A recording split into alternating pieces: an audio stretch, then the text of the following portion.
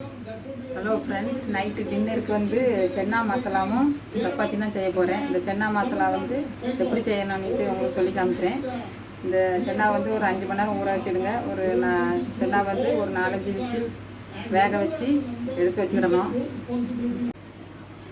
ஒரு பேனில் தண்ணி ஊற்றிட்டு தண்ணி கொதித்ததும் பொடிசாக கட் பண்ண 2 பெரிய வெங்காயம், 2 தக்காளி, ஒரு 4 பச்சை மிளகாய்,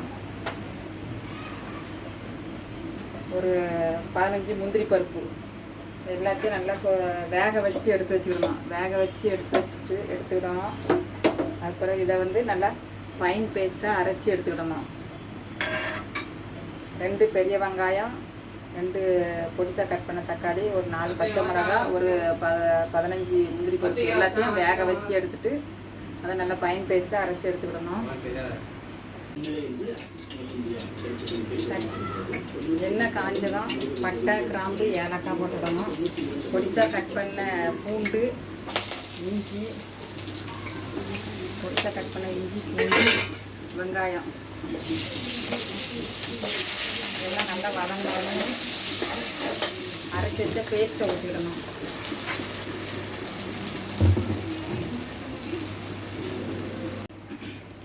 அரைச்சி வச்ச பேஸ்ட்டோட 2 ஸ்பூன் மல்லித்தூள், சென்னா மசாலா ஒரு 4 ஸ்பூன்.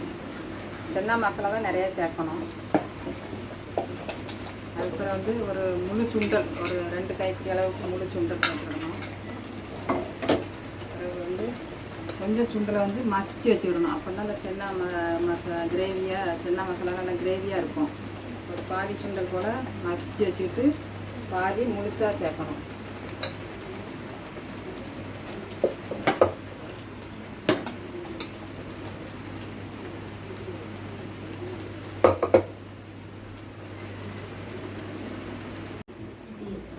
சென்னா மசாலா கிரேவி ரெடியானதும் ஒரு 3-4 ஸ்பூன் நெய் ஊற்றணும். கடைசியில்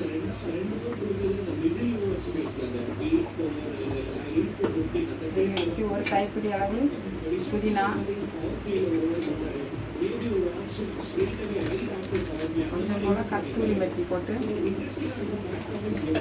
இறக்கிற வேண்டியதான். இதுதான் சுவையான சென்னா மசாலா சென்னா கிரேவி ரெடி.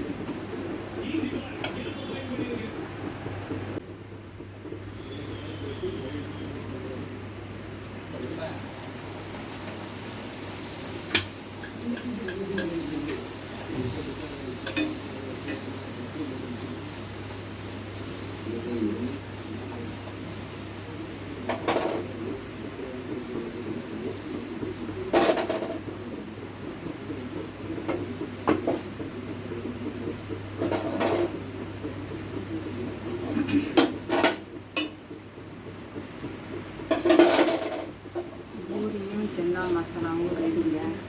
நைட்டு டின்னருக்கு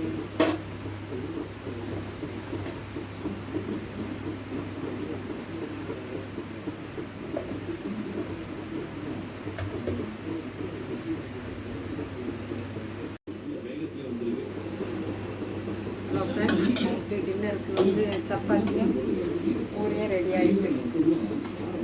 உங்கள் வீட்டில் என்ன டின்னர்னு கமெண்டில் சொல்லுங்கள்.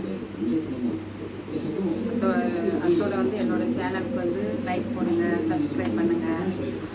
இதே மாதிரி சென்னா கிரேவி வந்து நீங்கள் செஞ்சு பாருங்கள். ரொம்ப டேஸ்ட்டாகவும் சுவையாகவும் இருக்கும். இன்னொரு வீடியோவில் சந்திக்கலாம். Bye, see you.